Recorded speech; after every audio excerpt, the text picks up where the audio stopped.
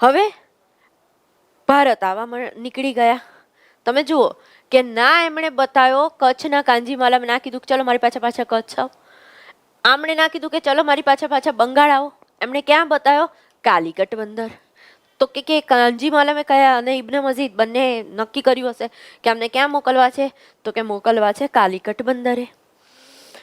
તો કાલિકટ બંદરે 1498માં એક યુરોપનું વેપારી ઉતર્યા અને એમનું નામ છે પોર્ટુગલથી મોકલેલા, પોર્ટુગલના રાજા પ્રિન્સ હેનરીએ મોકલેલા વાસ્કો દી ગામા આવે છે કાલિકટ બંદરે. અને કાલિકટ બંદરે એમનું સ્વાગત કોણ કરે છે? તો જામોરીન કરે છે.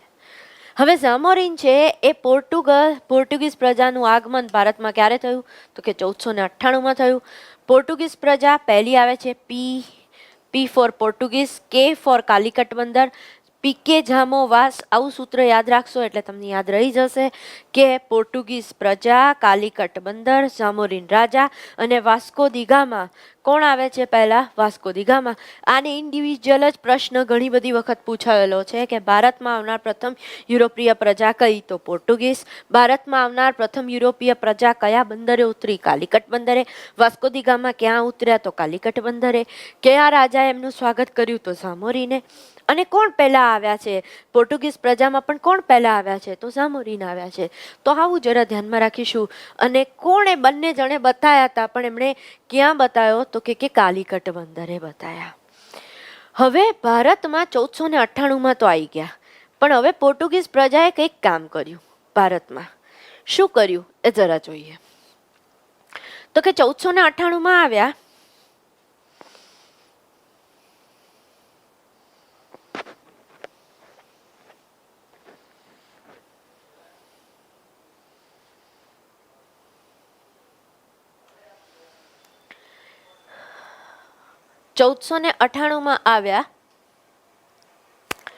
અને 1503માં એમણે સંસ્થાન સ્થાપ્યું. ક્યાં સંસ્થાન સ્થાપ્યું? તો કે કોચીનમાં સંસ્થાન સ્થાપ્યું. અને આ કોચીનમાં 1503માં સંસ્થાન સ્થાપ્યું. અને ખાસ યાદ રાખવાનું છે, પોર્ટુગીઝ ઈસ્ટ ઇન્ડિયા કંપનીની સ્થાપના 1503માં થઈ. ક્યાં થઈ છે? 1503માં. ક્યાં થઈ છે? કોચીનમાં થઈ છે. હું થોડીક વારમાં સમજાવું છું કે કાલિકટ બંદર હાલ ક્યાં આવેલું છે. અને નહીં તો પછી નેક્સ્ટ ટાઈમ શરૂઆત આપણે જ્યારે કરીશું સેશનની, ત્યારે તમને એક મેપ દ્વારા સમજાવીશ આ બધા જ કે કયા બંદર અત્યારે ક્યાં ક્યાં આવેલા છે, હાલમાં એ કઈ કઈ જગ્યા છે. શાંતિથી હું સમજાવીશ, કારણ કે આપણે જ્યારે કર્ણાટક વિગ્રહો પણ ભણીશું ત્યારે પણ જો થઈ શકશે તો હું તમને મેપમાં સમજાવવાની કોશિશ કરીશ. યસ. તો 1503માં પોર્ટુગીઝ ગવર્નર બને છે, પહેલા ગવર્નર. અને પહેલા ગવર્નર કોણ છે? તો કે ફ્રાન્સિસ ડી આલ્મેડા છે. જુઓ, ક્લાસ 3 લેવલે એટલું જ યાદ રાખવાનું છે કે ફ્રાન્સિસ ડી આલ્મેડા છે એમના મહત્વના પ્રધાન. તો એમના કેરળમાં આવેલું છે, પણ કેમ કેરળમાં આવેલું છે મારો મુદ્દો એ છે, હું અત્યારે કેરળ ખાલી કહીને જવાબ નથી એ કરી દેવા માંગતી, મારે ડિટેલ સમજાવવાનું છે શા માટે એ સમય કેમ કાલિકટ કહેવાતું હતું ને કેવી રીતે. તો હું તમને 5 મિનિટમાં આવતા વખતે આખો રોડ મેપ બતાવી અને સમજાવીશ. Okay, thank you.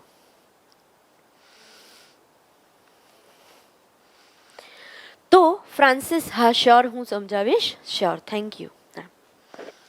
Francis de Almeida છે એ ફ્રાન્સિસ ડી આલ્મેડા પહેલા પોર્ટુગીઝ ગવર્નર છે. ક્યારે બન્યા? 1503માં. પોર્ટુગીઝ ઈસ્ટ ઇન્ડિયા કંપનીની સ્થાપના ક્યારે થઈ? 1503માં. ક્યાં થઈ? કોચીનમાં થઈ. જરા ધ્યાનમાં રાખીશું. હવે જ્યારે પોર્ટુગલના રાજા છે પ્રિન્સ હેનરી, એ જ્યારે એમના નાવિકને મોકલાતા વાસ્કો દી ગામાને, ત્યારે જ કીધું હતું કે ભારતમાં એવું એસ્ટાબ્લિશમેન્ટ કરજો કે આપણે બીજી કોઈ યુરોપીય પ્રજા આવે એ પહેલાં આપણે બહુ સારી રીતે એસ્ટાબ્લિશ થઈ ગયા હોય. હવે આપણને બધાને ખબર જ છે કે ભારત પ્રાચીન કાળથી જ્ઞાનના રૂપમાં ગુરુ અને પૈસાના રૂપમાં સોને કી ચિડિયા કહેવાતું.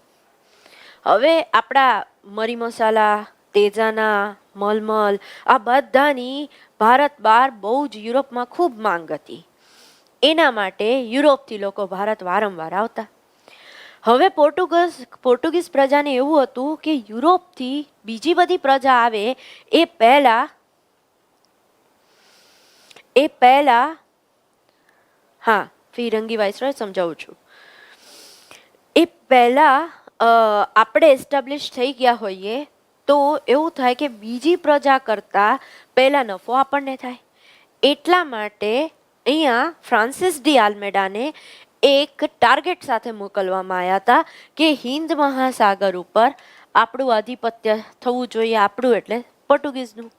તો હિન્દ મહાસાગર ઉપર આધિપત્ય માટે એમણે એક પોલિસી આપી અને એને કહેવાય છે BWP. BWP એટલે બ્લુ વોટર પોલિસી. ખાસ યાદ રાખીશું કે હા પોર્ટુગીઝને ફિરંગી તરીકે પણ ઓળખવામાં આવે છે. પ્રથમ ફિરંગી વાઇસરોય પૂછે તો અલગ આવશે, પણ પ્રથમ ફિરંગી ગવર્નર પૂછે તો આવશે આ ફ્રાન્સિસ ડી આલ્મેડા.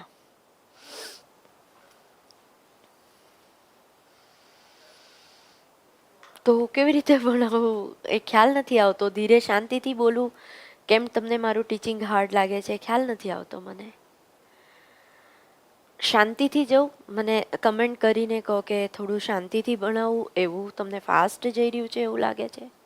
માફ કરશો, હું તમને સમજાવવા આવી છું અને તમને સમજણ ના પડે એવું ના ચાલે. એટલા માટે મને ખાલી જગદીશભાઈ એટલી કમેન્ટ કરીને કહો કે તમને કેમ મારું ટીચિંગ હાર્ડ લાગે છે, કયા પર્સપેક્ટિવથી, તો હું એમાં ચેન્જ લાવું.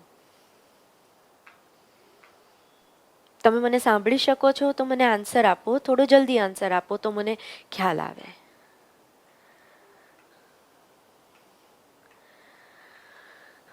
Okay okay okay done. Thank you.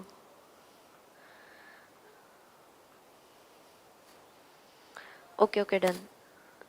પણ ઓકે શાંતિથી જ ભણાવું. પણ વસ્તુ કેવી છે કે શાંતિથી, બહુ જ શાંતિથી આપણે ભણાવીએ તો એવું થાય કે આપણો પછી સિલેબસ આગળ રહી જાય. એટલા માટે થેન્ક યુ. પણ સહેજ ધીમે ભણાવું છું. Okay thank you. Okay done. હું સંપૂર્ણ તમારા માટે સપોર્ટિવ છું. આપણે કાંઈ પણ હશે, મને બધા આપણે એમ કહીએ કે બધું જ બધાને ખ્યાલ હોય એવું ના પણ હોય. તો ક્યાં તમે ભણવા આવ્યા છો ને હું ભણાવવા આવી છું. મને મારાથી પણ કંઈક એમ થાય કે હું ફાસ્ટ જઈ રહી છું તો તમે થેન્ક યુ મને કીધું. શ્યોર આપણે ધ્યાન રાખીએ છીએ. Thank you. આગળ ભણીએ આપણે. યસ, આ ખાસ યાદ રાખજો. ઘણી બધી વખત પ્રશ્ન પૂછાયેલો છે તો જરા ધ્યાનમાં રાખીશું. બ્લુ વોટર પોલિસીના પ્રણેતા કોણ છે? તો કે ફ્રાન્સિસ ડી આલ્મેડા. ફ્રાન્સિસ ડી આલ્મેડા કોણ છે? તો કે પોર્ટુગીઝ ગવર્નર છે. ભારતના પ્રથમ પોર્ટુગીઝ ગવર્નર છે. જેમણે ક્યાં કોઠી સ્થાપી છે? તો કે કોચીનમાં કોઠી સ્થાપી છે. પોર્ટુગલ પ્રજાએ પહેલી કોઠી સ્થાપી છે. અને કયા મહાસાગર ઉપર માટે બ્લુ વોટર પોલિસી આપવામાં આવી છે? તો મહાસાગર એ આવશે હિન્દ મહાસાગર. ઓકે, ઘણા બધા પુસ્તકમાં સાલ માટે થોડા પ્રશ્નો રહે છે. તો એવું છે કે 1505માં જો જીસીઆરટીમાં, જૂની જીસીઆરટી કે એનસીઆરટીમાં તો 1503 જ છે. સાચો જવાબ છે 1503. હું કહું છું એટલે માની લેવું એવું નહીં, પણ 1503 છે. 1505માં એમને પદ આપવામાં આવે છે ગવર્નરનું. બાકી ગવર્નર તરીકે ત્યાંથી તો મોકલીને જ આપ્યા છે ગવર્નર તરીકે. હા, બ્લુ વોટર પોલિસી છે એ જ સમજાઈ રહી હતી, પણ અત્યારે બીજા પ્રશ્નો થયા એટલે હું એનામાં પડી. મહાસાગર, હિન્દ મહાસાગર ઉપર પોર્ટુગીઝનું જ આધિપત્ય થાય, પોર્ટુગીઝ પ્રજાનું જ આધિપત્ય થાય. એના માટે જેટલા પણ અલગ અલગ લોકો છે એ બધા લોકો છે, મેં પહેલા જ કીધું કે કોચીન છે એ મેં તમને પહેલાં જ કીધું કે હું આખો રોડ મેપ આવતા અંકે બતાવીશ. એક બહુ જ સરસ નકશાથી બતાવીશ કે જેનાથી તમને વાંધો નહીં આવે. એટલે આપણે આવતા વખતે એ કરીશું.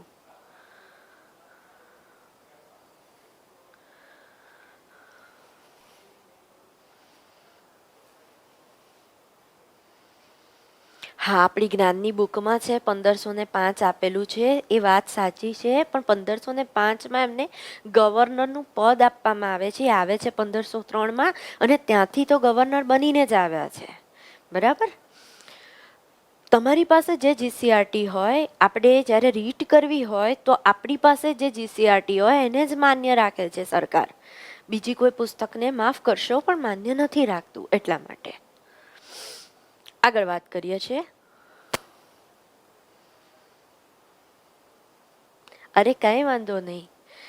ના ના, એવું કંઈ નથી કે ક્લાસ 1-2 માટે ઝંપલાવન, ક્લાસ 3 માટે એવું કંઈ જ નથી. હું અહીંયા તમને ભણાવવા આવી છું અને તમે ભણવા આવ્યા છો. હું ફરીથી કહું છું, મારાથી કંઈક મિસ્ટેક થઈ જાય તમને લોકોને ફાસ્ટ જવામાં તો મને માફ કરી દો.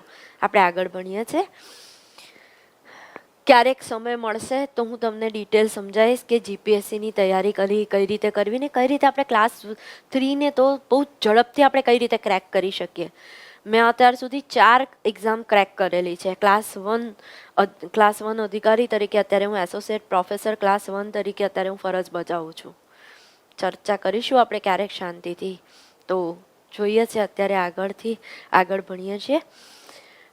તમે પૂછ્યું કે બ્લુ વોટર પોલિસી છે, એ બ્લુ વોટર પોલિસી કોના માટે, શેના માટે છે? તો હિન્દ મહાસાગર ઉપર પોર્ટુગીઝનું આધિપત્ય થાય એના માટે એક બનાયેલી પોલિસી. કોણે બનાવેલી છે?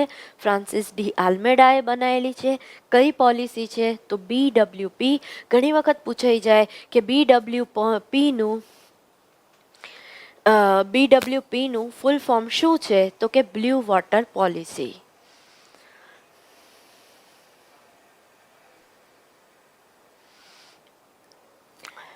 (1508) ચૌલનું યુદ્ધ થાય. હવે ચૌલના યુદ્ધ વખતે પણ તમે જુઓ કે ફ્રાન્સિસ ડી આલ્મેડા છે, અને તમને એક જ ખાલી એટલું જ યાદ રાખવાનું છે કે ચૌલનું યુદ્ધ, પહેલું યુદ્ધ જે ફ્રાન્સિસ ડી આલ્મેડા ભારતમાં હવે યુદ્ધની શરૂઆત કરે છે. તો પોર્ટુગીઝ પ્રજા પણ હવે ભારતમાં યુદ્ધ કરવા માંડી, કારણ કે એસ્ટાબ્લિશ થવું છે એને.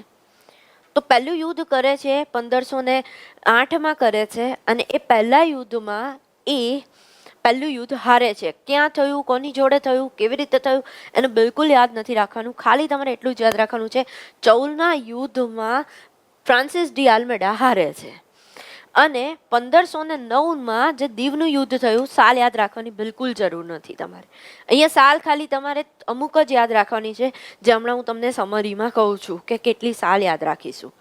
તો 1508માં ચૌલનું યુદ્ધ થયું, એ તમારે સાલ યાદ નથી રાખવાની. ખાલી ચૌલનું યુદ્ધ કયા ગવર્નર સાથે થયું છે? તો ફ્રાન્સિસ ડી આલ્મેડા સાથે. અને દીવનું યુદ્ધ છે એ જીતી જાય છે. દીવ એના જ લીધે એમની પાસે પાછળથી એ પોર્ટુગીઝ પાસે જાય છે. તો હવે આગળ વાત કરીએ.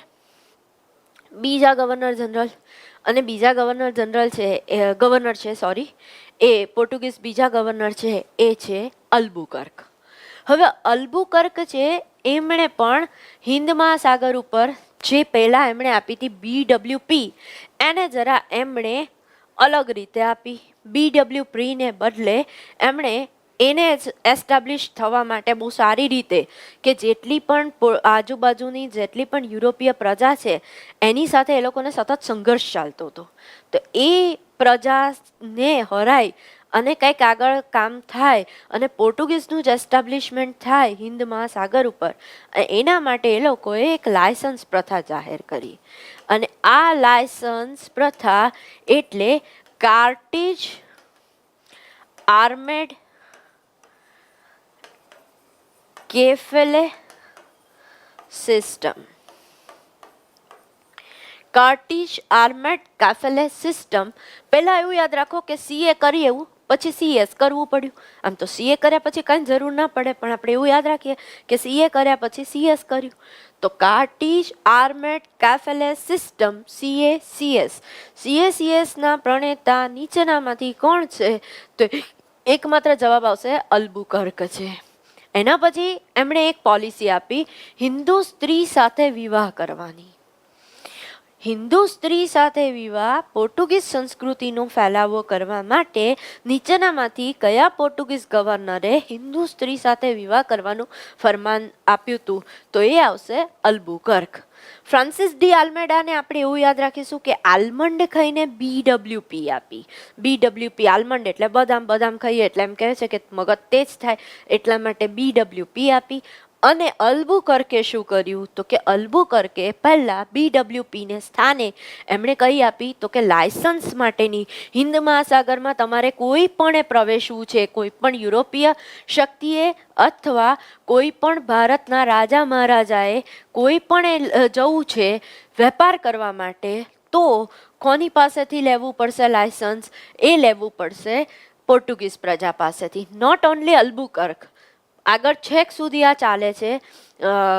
1707 સુધી, ઔરંગઝેબ સુધી આ પ્રથા ચાલે છે, લાયસન્સ પ્રથા, જે CACS અંતર્ગત ચાલે છે, કાર્ટિશ આર્મેડ કેફેલે સિસ્ટમ.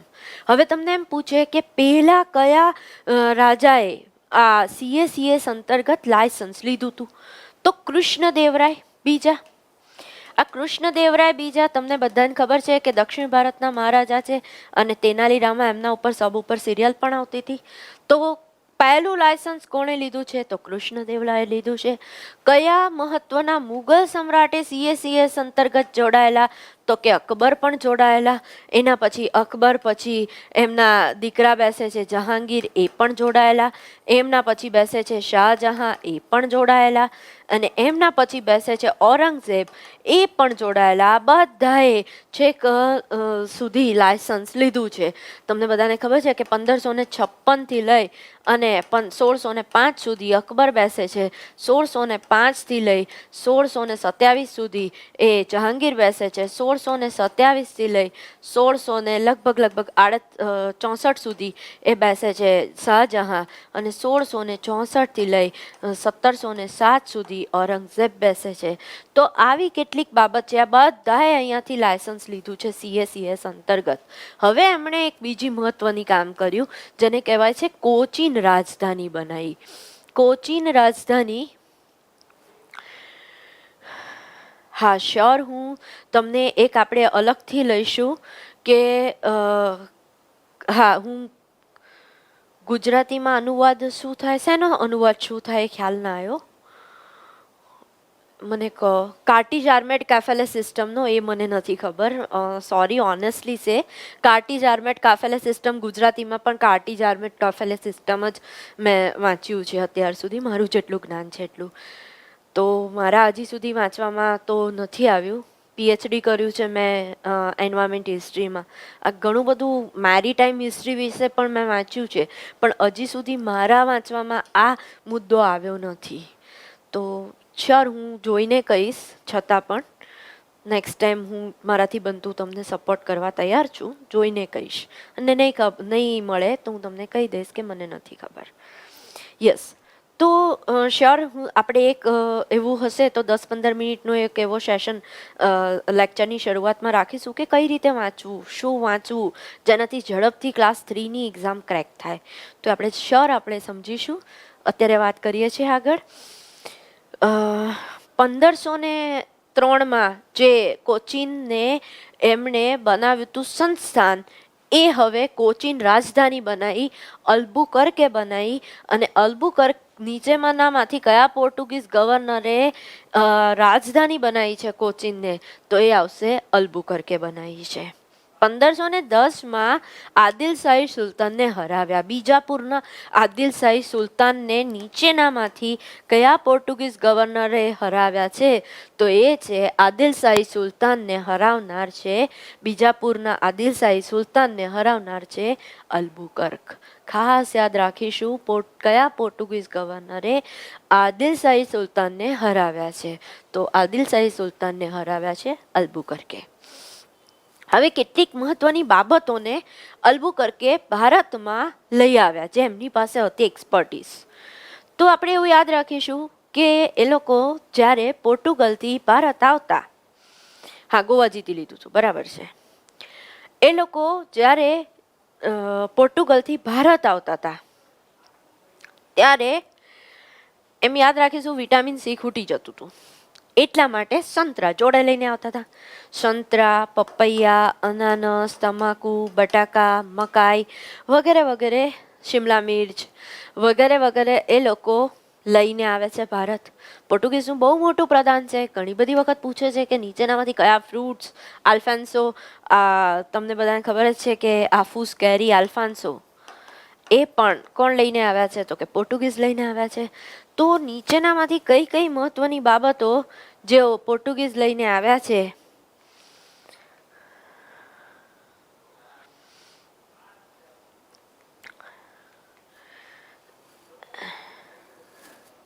એક જ મિનિટ. નીચેનામાંથી કઈ કઈ બાબતો કે જે પોર્ટુગીઝ ભારત લઈને આવ્યા છે અને એ હમણાં આપણે જોયું સંતરા, પપૈયા, નારંગી,